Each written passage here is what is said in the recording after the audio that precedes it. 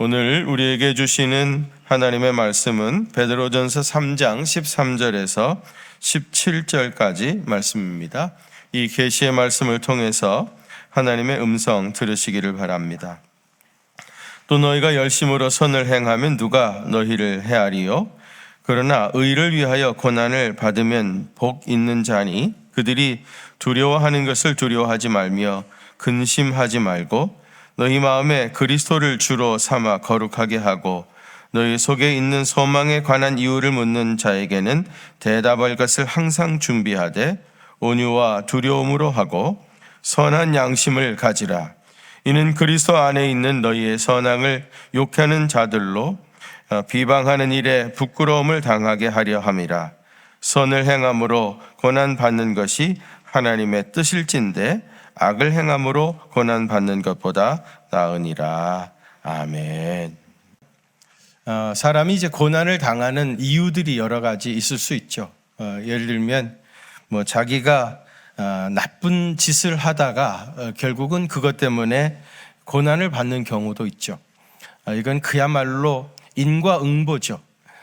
이런 고난은 절대로 당하면 안 됩니다. 부끄러운 일이고요. 그런 고난은 피해야 될 것이고요. 그러나 문제는 선한 일을 하다가 오히려 고난을 받는 때도 있습니다. 예를 들면 교회에서 봉사하고 나서 욕먹습니다. 봉사를 하지 않았으면 욕먹을 일도 없는데 봉사를 하고 나서 오히려 욕도 먹고 또 오해도 받고 그런 일들도 있습니다. 그런 일을 당하면 당장 집어치우고 싶죠. 내가 괜히 봉사해가지고 이런 일을 억울한 일을 당해야 되나 해가지고 이제 당장 집어치우고 싶은 마음이 있는데 사실 여러분 교회 안에서뿐만 아니라 우리가 세상에서 또 가정에서 하나님 말씀에 순종하며 살다가 당하는 고난도 또 손해도 많이 있을 수 있습니다. 이 문제를 이제 제대로 극복하고 승리해야죠. 이거를 제대로 극복하지 못하면은 신앙생활하는 것이 상당히 냉소적으로 바뀌게 되어져요. 자기 자신만 소극적이고 냉소적으로 변하는 게 아니라 열심히 하는 사람에 대하여도 냉소적으로 대하게 되어집니다. 너도 열심히 해봐라. 결국 너도 나처럼 언젠가 시험을 당할 것이고 그래서 결국은 그만두게 될 거야. 그렇게 이제 생각을 하고요. 그러면서 옛날부터 고래로 화장실하고 교회는 멀수록 좋다고 하지 않았냐. 이런 얘기들을 할 수 있습니다.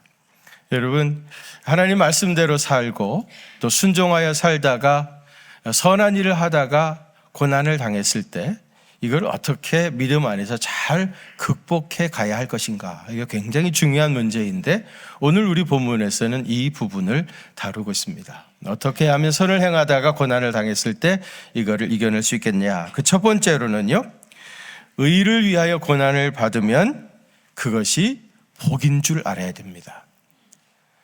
의를 위하여 고난을 받으면 그게 뭐라고요? 복인 줄 아셔야 됩니다. 14절 말씀 한번 같이 봉독합니다. 14절 시작. 그러나 의를 위하여 고난을 받으면 복 있는 자니 그들이 두려워하는 것을 두려워하지 말며 아멘. 근심하지 말고. 아멘. 여기 보세요. 의를 위하여 고난을 받으면 뭐가 있다? 복이 있는 자라 그랬습니다. 근데 여러분 이 말씀은 오늘 우리 본문에만 있는 게 아니라요. 성경에 여러 곳에 많이 나옵니다. 당장 다음 장인 베드로전서 4장 12절과 13절에 보면 사랑하는 자들아 너희를 연단하려고 오는 불시험을 이상한 일 당하는 것 같이 이상히 여기지 말라. 연단하려고 오는 불시험 그거 이상하게 생각하지 말라. 어쩌다가 이런 일 생겼는가 당황하지 말라. 이상히 여기지 말고 오히려 너희가 그리스도의 고난에 참여하는 것을 어떻게 하라고요? 오히려 즐거워하라. 이는 그의 영광을 나타나실 때에 이때가 언제입니까? 주님이 다시 오실 때죠. 우리가 주님의 심판대 앞에 섰을 때 너희로 즐거워하고 기뻐하게 하려 함이라. 의를 행하다가 선한 일을 행하다가 어려운 일을 당하면 그거를 당연한 일로 생각하고 즐거워하라 그런 말입니다. 왜냐하면 주님 앞에 설 때 주님이 상급을 예비하고 있기 때문입니다. 마태복음 5장 10절과 12절에도 보면 의를 위하여 박해를 받는 자는 뭐가 있다고요? 복이 있나니 천국이 저희 것임이라. 나로 말미암아 너희를 욕하고 박해하고 거짓으로 너희를 거스려 모든 악한 말을 할 때에는 너희에게 뭐가 있다고요? 복이 있나니 어떻게 하랍니까? 기뻐하고 즐거워하라.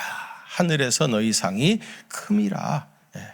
주를 위해서 핍박을 받을 때 오히려 기뻐하라. 하늘에서 너희 상이 큼이라는 겁니다. 여러분, 저에게 콤플렉스가 있다는 거 아시나요? 제가 가진 콤플렉스는 머리카락이 좀 부실해가지고, 이 정도면 괜찮죠, 이제?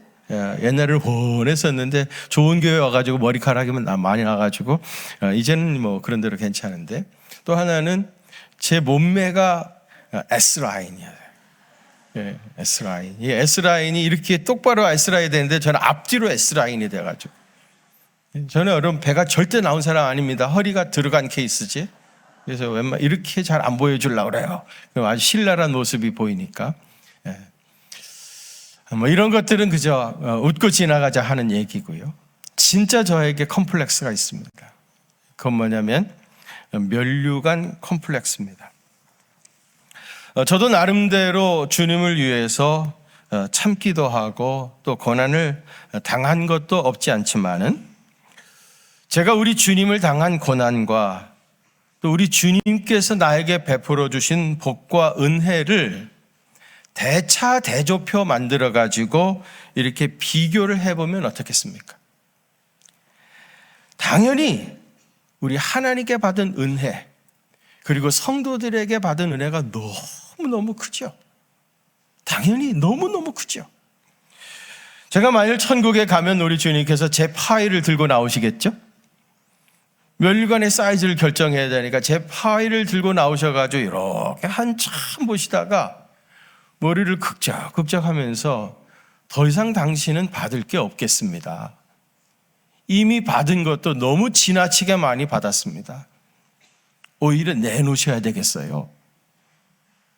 그렇게 하실까봐 그게 걱정입니다. 여러분들은 다 면류관 쓰시고 다니실 터인데 저만 혼자 개털 모자 쓰고 다니면 얼마나 망신스럽겠어요. 그래서 제가 면류관 컴플렉스가 있습니다. 만일 여러분이 선을 행하시다가 오히려 핍박을 받으시면 천국의 통장에 상급이 고스란히 쌓이게 될 것입니다. 그것이 여러분의 영광의 면류관이 될 것입니다. 히브리서 9장 27절에 한 번 죽는 것은 사람에게 정해진 것이요. 그 후에는 뭐가 있다고요?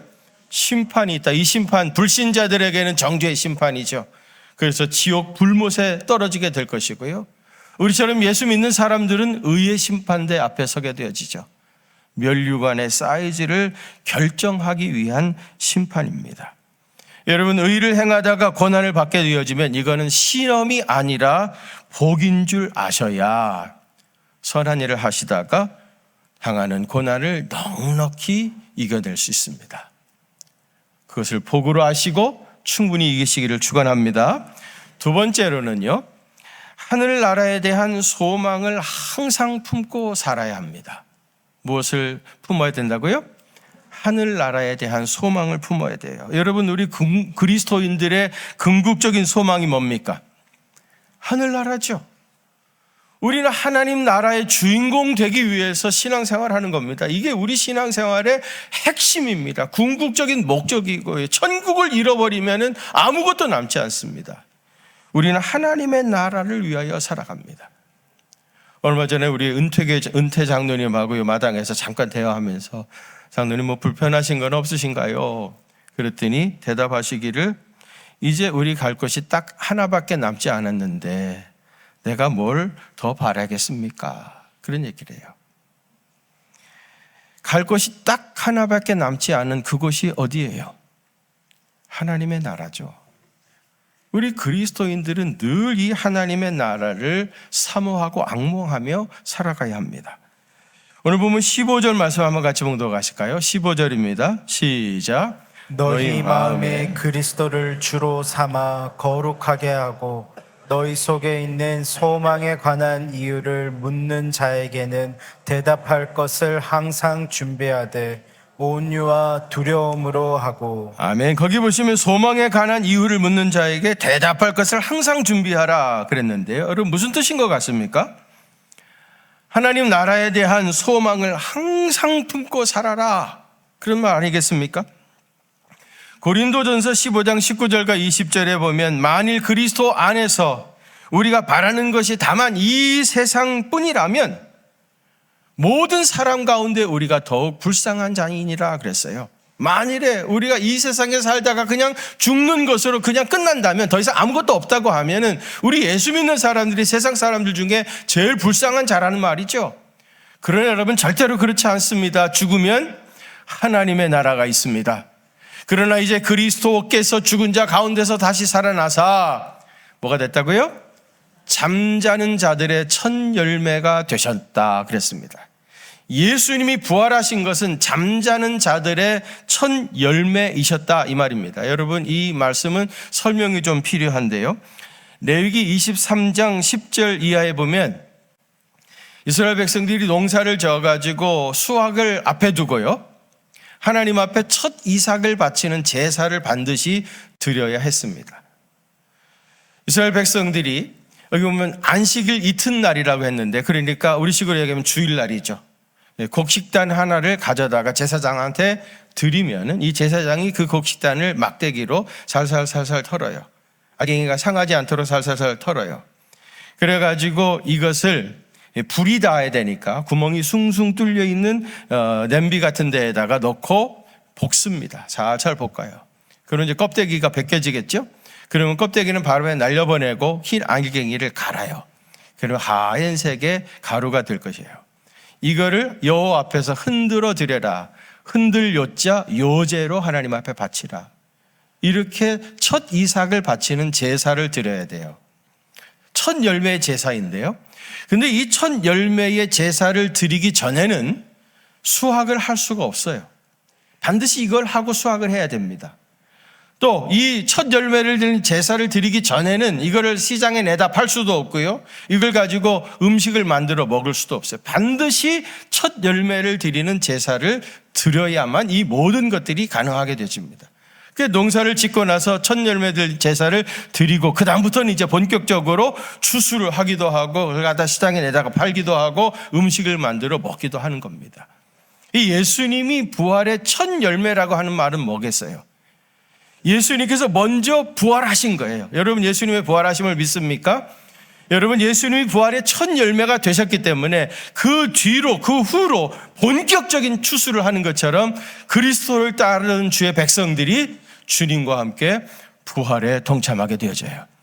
여러분들이 주님이 부활하심을 믿으신다고 하면은 여러분들도 주님과 함께 부활에 동참하게 되실 것입니다. 여러분 이걸 믿으시기를 바랍니다. 소망에 관한 이유를 묻는 자에게 대답할 말을 항상 준비하라 그랬어요. 이 말은 늘 내가 주님과 함께 부활해서 하나님 나라의 주인공이 되어진다라고 하는 분명한 소망을 가지고 있어야 선을 행하다가 혹시 고난을 당하다 할지라도 충분히 그것을 이겨낼 수 있다, 그런 얘기입니다. 그 다음에 세 번째로는 하나님께서 욕하는 자들을 심판하신다는 것을 기억해야 합니다. 여러분 한번 생각해 보세요. 물론 하나님 나라에 가면은 우리를 위해서 상급이 있는 것도 사실이지만은, 그러면 이 세상에서는 늘 악인이 매번 승리하겠습니까? 의로운 사람은 반드시 실패하겠습니까? 만일 이 세상에서 악인이 늘 승리하고 선을 행하는 의인은 늘 패배를 한다고 하면은요, 세상은 이미 존재하지 않았을 겁니다. 악이 비록 성한 것 같지만은 진리는 더욱 강한 법입니다. 아멘이십니까? 그래서 여러분 진리를 따라 살다 보면은 어려움을 당하는 것도 사실이지만은 하나님께서 항상 함께 계셔서 결국은 이기게 하시고 승리하게 하십니다.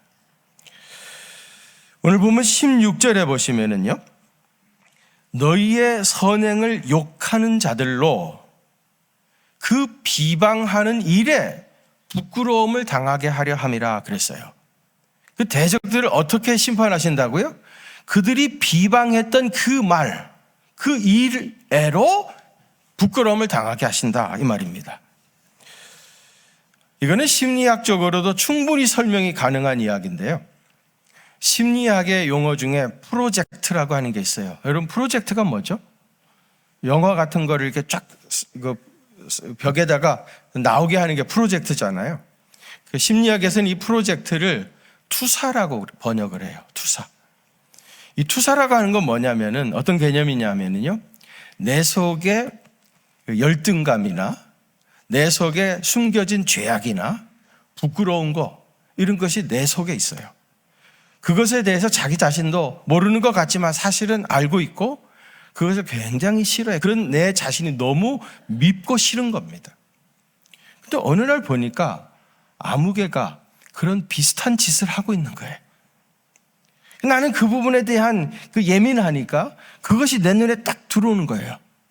그래서 그 사람을 막 공격해야 돼. 그런 짓을 하면 되느냐?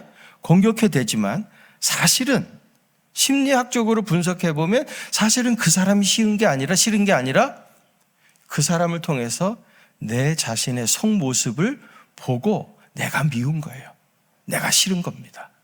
그래서 유난히 예민하게 그 부분에 대해서 공격해 되는 겁니다. 그러니까 여러분, 혹시 어떤 사람이 어떤 부분에 대해서 예민하게 자꾸 여러분들을 공격해 대면은 저 사람은 이 부분에 대한 아픔이 있구나. 아직 해결하지 못한 그런 상처가 있구나. 그렇게 생각하고 넉넉하게 넘어갈 필요가 있어요. 제가 전에 사역하던 교회에서요, 헌금송을 하는데 그 교회 대학생들이 말입니다, 헌금송을 하면서 한국 가락으로 되어진 복음성가들 많지요. 너무너무 좋은 찬송들 많잖아요. 그걸 한국 가락의 복음성가로 찬양을 하더라고요. 저는 너무 은혜를 받았어요. 그러면서 역시 우리 한국 가락이 좋구나. 우리 것이 좋은 거야. 뭐 이런 생각이 들더라고요.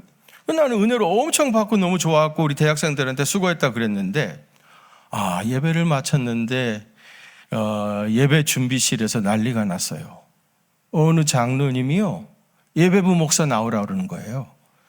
그래가지고 제가 갔더니 아니 도대체 학생들이 교회에서 거룩한 예배당에서 예배를 드리면서 아니 한국 가락으로 노래를 부르면 됩니까? 그러는 거예요. 그래서 제가 한국 가락으로 뭐 부르면 안 되나요? 그랬더니 이분이 그런 가락이라고 하는 거는 술집에서 요정들이 부르는 거지 그걸 어떻게 감히 교회에서 거룩한 예배당에서 한국 가락으로 노래를 하냐고 이러면서 막 화를 내시더라고요. 제가 그 모습을 보면서 이런 생각이 들어요. 저분은 요정을 많이 다니셨나 보다. 나는 요정을 안 가봐서 그런지 한번 전혀 그런 생각이 안 드는데 저분은 요정을 맨날 다녔나? 이분은 요정 생활을 좀 하셨나 봐. 아무래도 이게 다 드러나 버린 거죠. 그 요정에서 그 술집에 여자들이 막 노래 부르던 것이 이 학생들이 그런 가락으로 딱 하니까 딱 크로즈업이 돼가지고 있을 수 없는 일이라고 막 분노하고 화를 내게 된 거죠. 투사라고 하는 게 이제 그런 것입니다. 근데 여러분, 하나님께서 오늘 본문에 뭐라고 그러셔요? 그가 비난하던 그 말로 그를 부끄럽게 하실 것이다. 하나님께서 이 세상에서도 불의를 행하는 자들을 결국은 심판하셔요. 여러분 이상하죠? 늑대나 여우가 토끼 잡아먹죠? 토끼는 완전히 늑대의 밥입니다. 그러면 정글에 늑대와 여우는 득실득실해지고 토끼는 다 멸종이 돼야 될 것 같은데 사실은 그렇지 않죠. 오히려 늑대는 멸종 위기에 있습니다. 토끼는요 지금도 많아요. 악이 비록 성한 것 같아도 진리는 더욱 강한 거예요. 하나님께서 이 세상에서도 악을 행한 사람들을 심판하신다. 그렇게 믿고 기다리시면 하나님의 역사가 나타납니다. 마지막 네 번째로는 선을 행함으로 고난받는 것이 하나님의 뜻이라고 생각해야 돼요. 아멘이십니까? 선을 행하다가 고난받으면 이게 하나님의 뜻이다. 그렇게 생각하셔야 됩니다. 17절 말씀 한번 같이 공독하실까요? 17절 시작. 선을 행함으로 고난받는 것이 하나님의 뜻일진데 악을 행함으로 고난받는 것보다 나으니라. 아멘. 여러분, 성경에서 선을 행하다가 고난을 받으신 가장 대표적인 분이 누구시겠어요? 예수님이죠. 예수님보다 더 선을 행하다가 큰 고난을 당하신 분 어디 계시겠습니까? 여러분, 예수님이 가신 길이 선을 행함으로 고난을 받으신 길입니다. 그것이 곧 하나님의 뜻입니다. 그렇다면 우리 모든 그리스도인들은 그 길을 가야 하는 거 아니겠습니까? 여러분, 선을 행하시다가 고난을 받으시면 이것이 예수님이 가신 길이구나, 이것이 하나님의 뜻이구나, 이렇게 생각하고 십자가를 지고 따라가다 보면 그 고난을 넉넉히 이기고 승리할 수가 있어요. 선을 행함으로 고난을 당해보면 예수님이 지셨던 그 십자가의 무게를 실감할 수 있게 되어집니다. 여러분, 어차피 우리는 사람 믿고 사람 의지하고 신앙생활하는 거 아니지 않습니까? 우리가 사람에게 무엇을 기대하거나 사람은 믿을 대상이 전혀 아닙니다. 어떤 사람은 자기 그림자도 믿지 말라 그랬어요. 자기 그림자도 믿지 말라. 우리 사람 믿고 신앙생활하는 거 아닙니다. 사람한테 보이기 위해서 신앙생활하는 것도 아닙니다.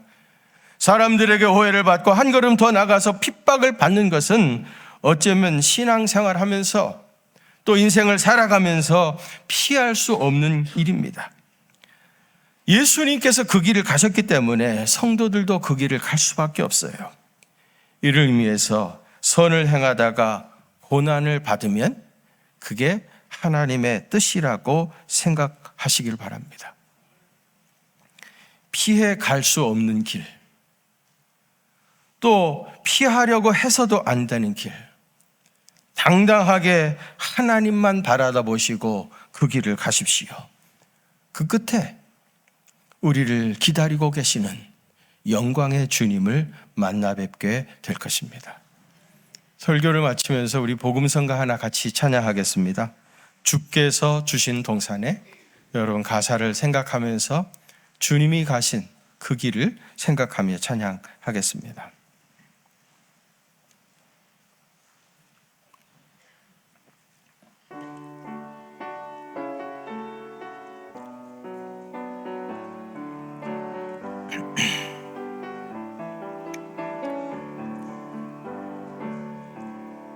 주께서 주신 동산에 땀 흘리며 씨를 뿌리며 내 모든 삶을 드리리. 날 사랑하시는 내 주님께 비바람 앞을 가리고 내 육체는 쇠잔해져도 내 모든 삶을 드리리. 내 사모하는 내 주님께 땅 끝에서 주님을 맞으리. 주께 드릴 열매 가득 안고 땅 끝에서 주님을 외우리. 주께 드릴 노래 가득 안고 땅의 모든 끝 찬양하라. 주님 오실 길 예비하라. 땅의 모든 끝에서 주님을 찬양하라. 영광의 주님 곧 오시리라.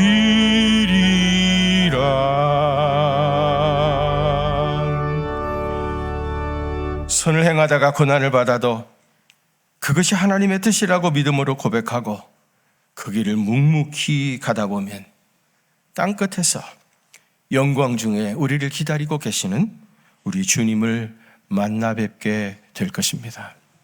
이제는 부활의 첫 열매가 되셔서 우리를 주님의 백성 삼으시고 우리와 세상 마지막 날까지 동행해 주시는 우리 주님 예수 그리스도의 그 크신 은혜와 하나님 우리 아버지의 무한하신 사랑하심과 성령님의 위로하심과 교통하심이 비록 선을 행하다가 고난을 받는다 할지라도 주님의 십자가의 길을 기억하며 그 길을 묵묵히 걸어가기 원하시는 우리 사랑하는 경기중앙교회 온 성도들과 또 저들의 가정과 그 생업의 현장들과 우리 아이들의 미래 위에 이제로부터 영원토록 함께 계시옵기를 간절히 축원하옵나이다.